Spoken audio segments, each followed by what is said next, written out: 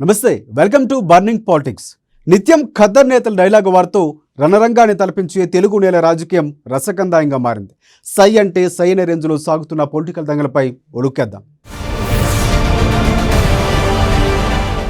తెలంగాణ రాష్ట్ర రాజకీయాలు చాలా రసవత్తరంగా కొనసాగుతున్నాయి. ఏడాది చివరిలో అసెంబ్లీ ఎన్నికలు జరగనున్న నేపథ్యంలోనే అన్ని పార్టీలు గ్రామ స్థాయిలో పనిచేస్తున్నాయి. అటు ఇప్పటికే కమ్యూనిస్టులతో కేసీఆర్ సన్నిహితంగా ఉన్నారు. ఈ తరుణంలో తెలంగాణ రాష్ట్ర రాజకీయాలపై ఓ కాంగ్రెస్ సీనియర్ నేత చేసిన కామెంట్స్ కొత్త రాజకీయానికి ఆజ్యం పోశాయి. మేటర్ రాహుల్దే అయినా అనర్హత వేటుపై బీఆర్ఎస్ మాట సాయం చేయడంతో మళ్లీ పొత్తు ప్రస్తావన వస్తోంది. మరి ఈ రెండు పార్టీలు పొత్తు ఉంటే రేవంత్ దారి ఎటు?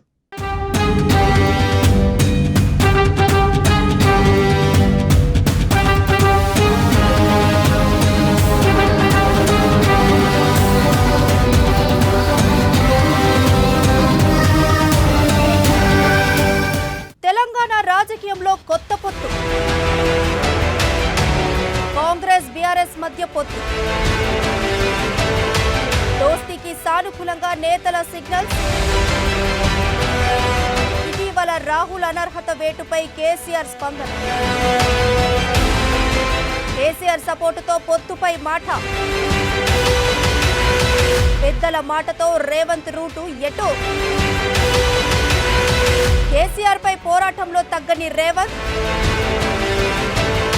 ఇప్పటికే బీజేపీని ఢీ కొట్టేందుకు పార్టీలను ఏకం చేస్తున్న రాహుల్.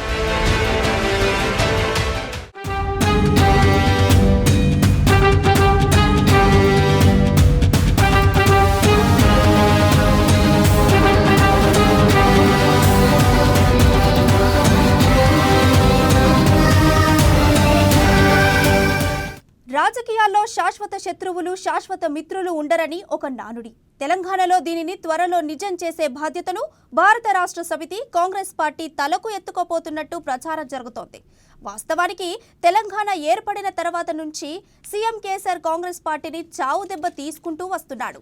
మొదటి దఫాలో ఎన్నికైన ఎమ్మెల్యేలను తన పార్టీలో చేర్చుకున్న కేసీఆర్ రెండవ దఫా అధికారంలోకి వచ్చిన తర్వాత కూడా అదే సంప్రదాయాన్ని కొనసాగించారు. ఈ నేపథ్యంలో కాంగ్రెస్ పార్టీని తీవ్ర విమర్శలు చేశాడు.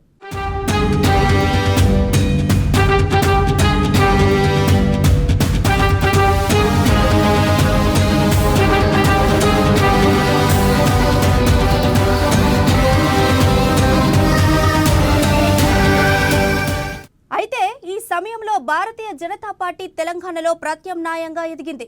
కేసీఆర్ కు సవాల్ చేసేలా విజయాలు సాధించింది. అయితే బీజేపీ అక్కడితోనే ఆగలేదు, ఏకంగా బీఆర్ఎస్ కుంభస్థలానికే గురిపెట్టింది.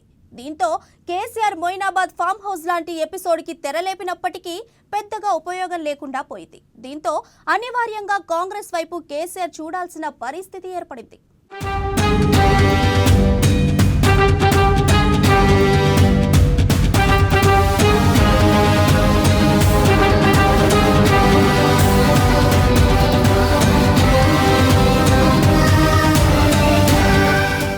రోగి కోరుకున్నది పెరుగన్నమే, డాక్టర్ తిరమని చెప్పింది పెరుగన్నమే అన్నట్టుగా రాహుల్ గాంధీపై అనర్హత వేటు వేసిన నేపథ్యంలో ఇదే అదునుగా అంతా కేసీఆర్ ప్రెస్ నోట్ విడుదల చేశారు. రాహుల్ గాంధీపై అనర్హత వేటు సరికాదని ఖండించారు. మోడీ ప్రభుత్వాన్ని దుయ్యబట్టారు. ఇదే సందర్భంలో రాహుల్ గాంధీకి సంఘీభావంగా తాము నిలబడతామని స్పష్టం చేశారు. దీంతో కేసీఆర్ నుంచి ఇటువంటి స్పందన ఆశించని వారికి ఒక్కసారిగా షాక్ తగిలినట్టయింది. అయితే దీని తెర వెనుక కూడా భారీ మంత్రంగానే నడిచినట్టు ప్రచారం జరుగుతోంది. ప్రయోజనాల కొరకు, ప్రజాస్వామ్య పరిరక్షణ కొరకు ఈరోజు బీజేపీ యొక్క నియంతృత్వ ధోరణి లేక వారు చేసేటువంటి యొక్క ఆగడాలని అడ్డుకోవటానికి, అన్ని పార్టీలతో కలిసిపోవటానికి కాంగ్రెస్ పార్టీ ఆలోచనలో ఉన్నది. అందుకు తగినటువంటి సంకేతాలు ఆల్రెడీ ఇచ్చేసినారు. అది ఇంకా పటిష్టంగా ఇచ్చేటువంటి విషయాలు మీరు 2-3 రోజుల్లో వింటారు. ఆ విషయంలో కూడా సమన్వయంతో పోవటానికి ఏ విధంగా శివసేనను కూడా హక్కును చేర్చుకోవడానికి ప్రయత్నంలో ఉన్నది. ఒక బీఆర్ఎస్నే కాదు, అందరూ దేశ ప్రయోజనాల కొరకు మేము అందరం కలిసి ఫైట్ ఇవ్వాలి. ఎవరి సిద్ధాంతం వాళ్ళది. ఎన్నికలు వచ్చినప్పుడు, ఆ సందర్భం వచ్చినప్పుడు, అది కూడా తప్పదా అనేటువంటిది వచ్చినప్పుడు మీరే నిర్ణయిస్తారు, ప్రజలే నిర్ణయిస్తారు, ఆలోచన చెప్తారు, పరిస్థితులే ఆలోచన చెప్తాయి. ఈ శ్రీరామనవమి రాముడు నమ్ముతున్నాడే ఈ బీజేపీ, ఆ రాముడే కలలో వచ్చి చెప్తాడు ఎవరైతే వివరించాలి. ఇక గత కొంతకాలంగా కాంగ్రెస్ పార్టీకి చెందిన సీనియర్లు రేవంత్ రెడ్డిపై కారాలు మిరియాలు నూరుతున్నారు. రేవంత్ రెడ్డికి వ్యతిరేకంగా కాంగ్రెస్ పార్టీ అధిష్టానానికి ఫిర్యాదులు చేస్తున్నారు. అంతేకాదు రేవంత్ రెడ్డి అధ్యక్షుడిగా కాంగ్రెస్ పార్టీకి పనికిరాడని, ఆయన కింద మేము పని చేయలేమని అప్పట్లో బట్టి విక్రమార్క ఆధ్వర్యంలో కాంగ్రెస్ పార్టీ సీనియర్లు భేటీ కూడా నిర్వహించారు. అయితే అప్పట్లోనే వీరంతా సీఎం కేసీఆర్తో సంప్రదింపులు జరిగినట్లు వార్తలు గుప్పుమన్నాయి. ఇక అప్పటి నుంచి కాంగ్రెస్ భారత రాష్ట్ర సమితి కలిసి పనిచేస్తాయని ప్రచారం జరుగుతూ వస్తోంది. అయితే దీనిని రేవంత్ రెడ్డి వరంగల్ సభలో రాహుల్ గాంధీ ఖండించినప్పటికీ ఆ వార్తలకు మాత్రం ఫుల్ స్టాప్ కావడం లేదు.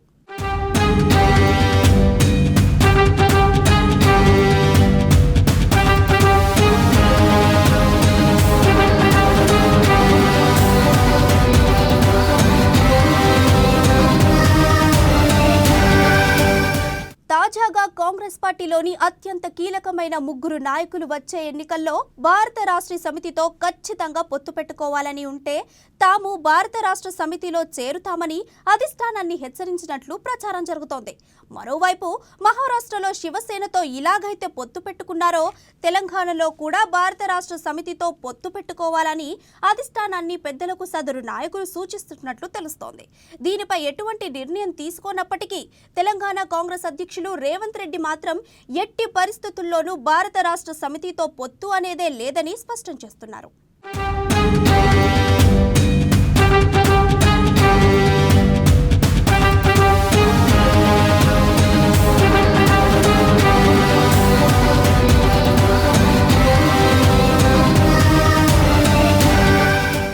గతంలో జరిగిన అవమానాలను దృష్టిలో పెట్టుకొని రేవంత్ రెడ్డి భారత రాష్ట్ర సమితిపై పోరాటం చేస్తున్నాడు.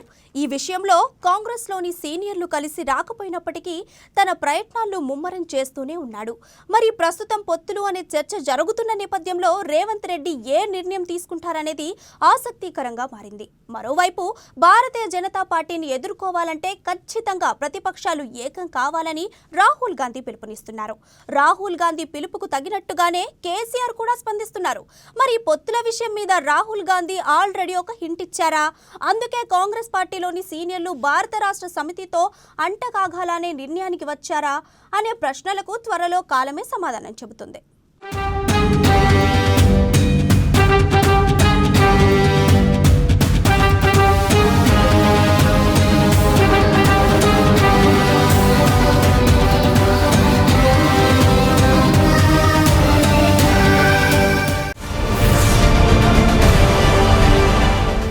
ఏపీలో పట్టు కోసం బీఆర్ఎస్ రెడీ అవుతుంది. వైజాగ్ స్టీల్ ప్లాంట్ ఎజెండాతో అడుగుపెట్టేందుకు ప్లాన్ చేస్తుంది. ఇక ఈ నెలలోనే భారీ సభ ఏర్పాటు సన్నాహకాలు కూడా నిమగ్నమైంది. జాతీయ రాజకీయాల్లో కీలక పాత్ర పోషించాలని భావిస్తున్న కేసీఆర్ ఇప్పటిదాకా ఏపీకి వెళ్ళలేదు. స్టీల్ సిటీలో కార్మికులకు మద్దతు సాకుతోనే ఏపీలో గ్రాండ్గా అడుగుపెట్టేందుకు కేసీఆర్ భావిస్తున్నారు. అయితే కేసీఆర్ రాక ఏపీలో ఎవరికి మేలు జరుగుతుంది అనేది అందరిలో సందేహం మొదలైంది.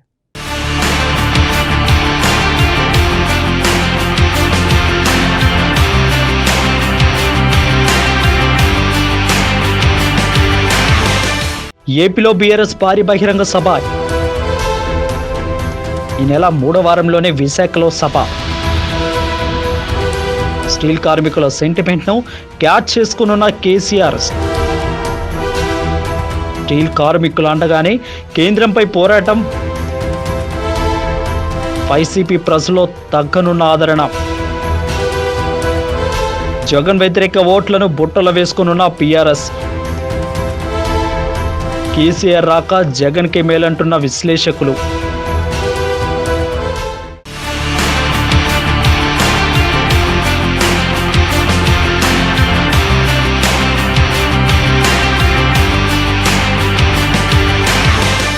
గులాబీ బాస్ ఏపీపై గురిపెట్టారు. వైజాగ్ స్టీల్ ప్లాంట్ ఎజెండాతో ఏపీలో అడుగు పెట్టేందుకు బీఆర్ఎస్ పార్టీ సన్నద్ధమవుతోంది. ఈ నెల 3వ వారంలో వైజాగ్లో భారీ బహిరంగ సభ నిర్వహించేందుకు సన్నాహాలు చేస్తుంది. ప్లాంట్ నిర్వాహకులకు, కార్మిక సంఘాలు చేపడుతున్న నిరసనలకు అండగా సంఘీభావం తెలపాలని ఏపీ పార్టీ కమిటీ పార్టీ అధిష్టానం ఆదేశాలు సైతం ఇచ్చింది. ఈ సభతో గులాబీ బాస్ ఏపీలో పాకా వేయాలని భావిస్తున్నారు. అందుకు ప్రజలను సమీకరించే పనిలో ఏపీ నేతలు నిమగ్నమయ్యారు.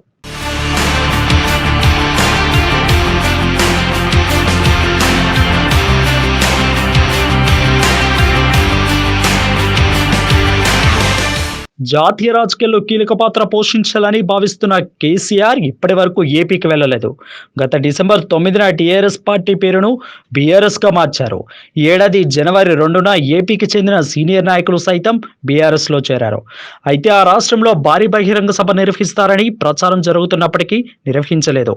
ఆ రాష్ట్రంలో గులాబీ బాస్ అడుగు పెట్టేది లేదు. కేవలం మహారాష్ట్రపైనే కేసీఆర్ ఫోకస్ పెట్టారు.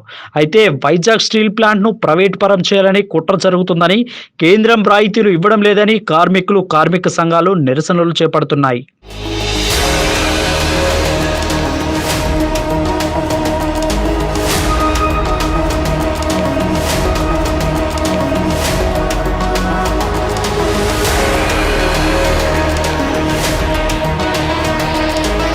తెలంగాణలో ఇప్పటి వరకు ఏపీలో గ్రాండ్ అడుగు పెట్టేందుకు కేసీఆర్ అవకాశాలు రాకపోవడంతో విశాఖ స్టీల్ ప్లాంట్ అంశంను ఎత్తుకొని ఎంట్రీ ఇవ్వాలని భావిస్తున్నారు.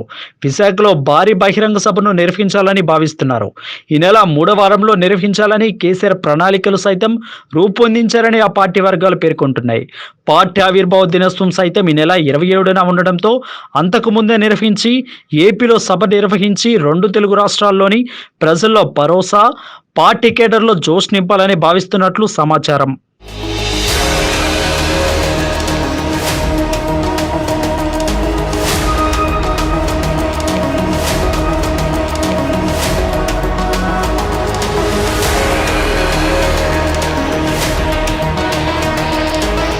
మరోవైపు అసెంబ్లీ ఎన్నికలకు గడువు సమీపిస్తుండడం ఏపీలో రాజకీయంగా విమర్శలు, ప్రతి విమర్శలు వేడెక్కింది.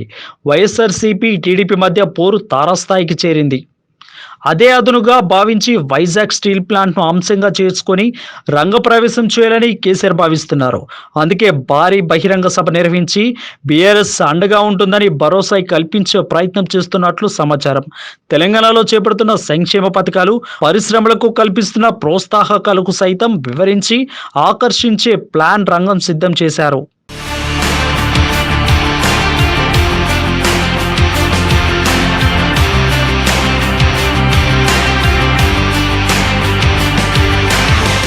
ఇప్పటికే ఏపీలో అన్ని పార్టీలు యాక్టివ్ అయ్యాయి. వచ్చే అసెంబ్లీ ఎన్నికల్లో సన్నద్ధమవుతున్నాయి.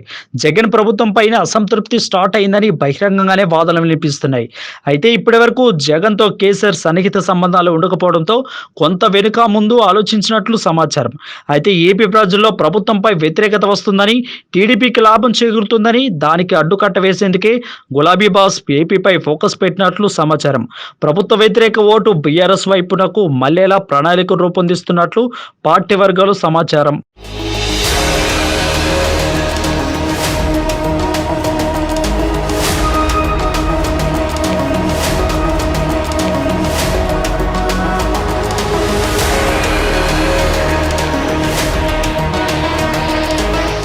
జగన్కు లాభం కూర్చే యత్నంలో భాగంగానే కేసీఆర్ వైజాగ్ స్టీల్ ప్లాంట్ పేరుతో ఉద్యమ కార్యాచరణకు శ్రీకారం చుడుతున్నారని విశ్వసనీయ సమాచారం.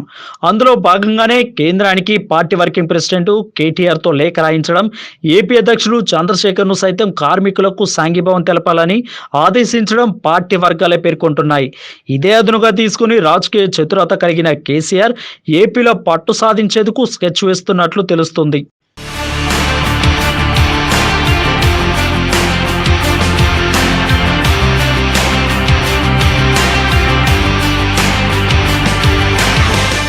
ఏది ఏమైనా ఏపీలో మాత్రం స్టీల్ ప్లాంట్ అంశంతో సభ నిర్వహించి గ్రాండ్గా ఎంట్రీ ఇవ్వాలని గులాబీ బాస్ భావిస్తున్నారు. సభకు జన సమీకరణపై చంద్రశేఖర్ దృష్టి సారించినట్లు సమాచారం. మరి సభ జరిగితే ఎంతవరకు సక్సెస్ అవుతుంది? తెలంగాణ నినాదంతో ఏపీ విభజించారని కోపంతో ఉన్న అక్కడి ప్రజలు కేసీఆర్ని ఎంతవరకు ఆదరిస్తారో చూడాలి.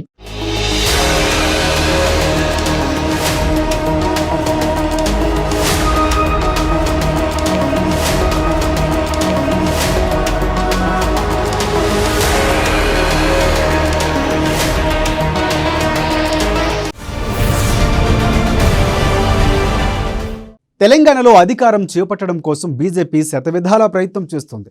క్షేత్రస్థాయిలో పార్టీని బలోపేతం చేయడానికి రకరకాల ప్రయోగాలు చేస్తుంది. అదే పనిలో భాగంగా కమల శ్రేణుల్లో ఉత్సాహం నింపుతోంది. కారు జోరుకు బ్రేకులు వేయాలని ఇప్పటికే యాక్షన్ ప్లాన్ మొదలుపెట్టిన బీజేపీ ఎన్నికలతోనే కేసీఆర్ని ఇరకాటంలో పెట్టాలని భావిస్తోంది. అందులో భాగంగానే లోక్సభతో పాటే అసెంబ్లీ ఎన్నికలు కూడా జరిగే ఛాన్స్ ఉందని గుసగుసలు గుప్పమంటున్నాయి.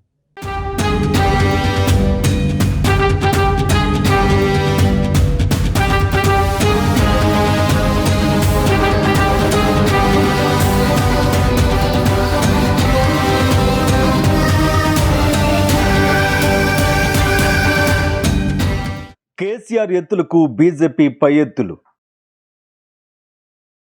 కారుని పంక్చర్ చేసేందుకు కమలం ప్లాన్. ఒకేసారి లోక్సభ అసెంబ్లీ ఎన్నికలతోనే కేసీఆర్కి సమాధానం. కేంద్రం ప్లాన్ ని రివీల్ చేసిన టీజీ వెంకటేష్. కేసీఆర్ ప్రధాని కోరిక కష్టమేనని వార్తలు. తెలంగాణలో గులాబీ గెలుపు కష్టమే.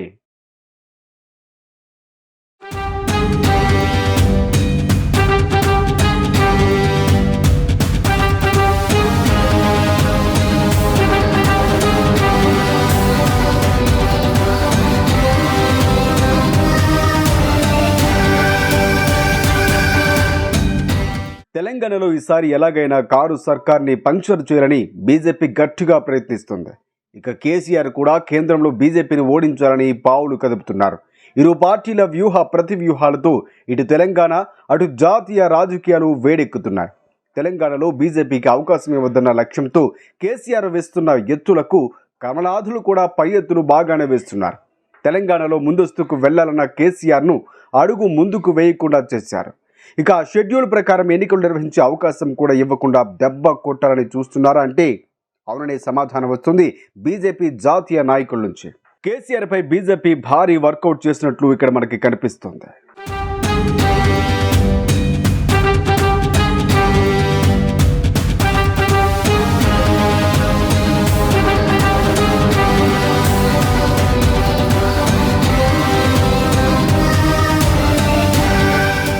కారు బాసు జోరికి బ్రేకులు వేసి కమలం పార్టీ కారుని గ్యారేజ్కి పంపించాలని వ్యూహాలు రచిస్తోంది. ఇక తెలంగాణలో లోక్సభతో పాటే అసెంబ్లీ ఎన్నికలు జరగవచ్చని కూడా ఇటీవలే టీజీ వెంకటేష్ అభిప్రాయపడ్డారు. గతంలో ఎన్నికల షెడ్యూల్ కంటే వెనక్కి పోయినట్లే ఈసారి ముందుకు కూడా పోవచ్చని అన్నారు. అంతా కేసీఆర్ అనుకున్నట్లే మాత్రం జరగదని క్లారిటీ ఇచ్చేశారు ఆయన. గతంలో కేసీఆర్ ముందస్తుకు వెళ్తే ఢిల్లీ పెద్దలు ఎలక్షన్ నిర్వహించారు. ఈసారి లోక్సభతో పాటే తెలంగాణ అసెంబ్లీకి ఎన్నికలు జరిగినా ఆశ్చర్యపోకర్లేదంటూ పేర్కొన్నారు.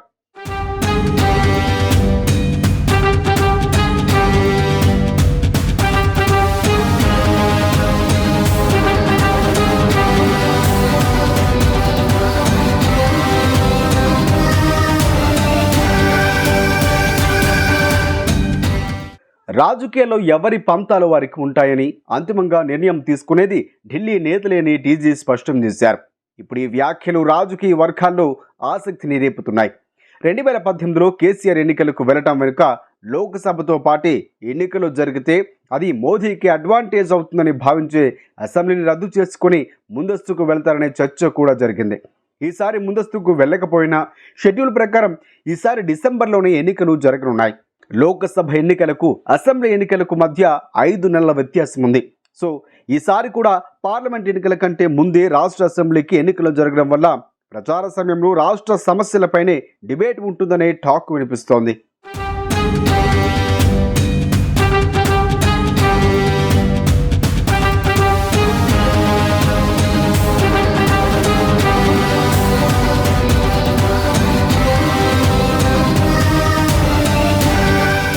అసలే తెలంగాణపై బీజేపీ అధిష్టానం ప్రత్యేక దృష్టి సారించింది.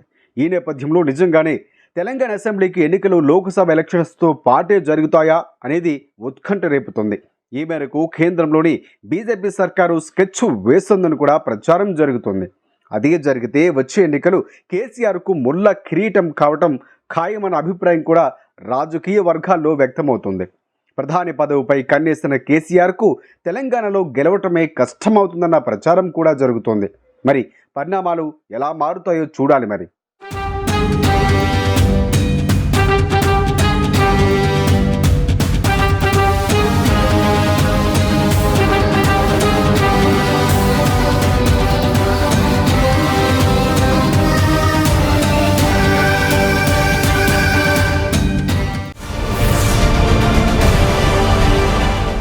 ఇది వాల్టి బర్నింగ్ పాలిటిక్స్. మరిన్ని రాజకీయ విశేషాలు రేపటి బర్నింగ్ పాలిటిక్స్లో చూద్దాం.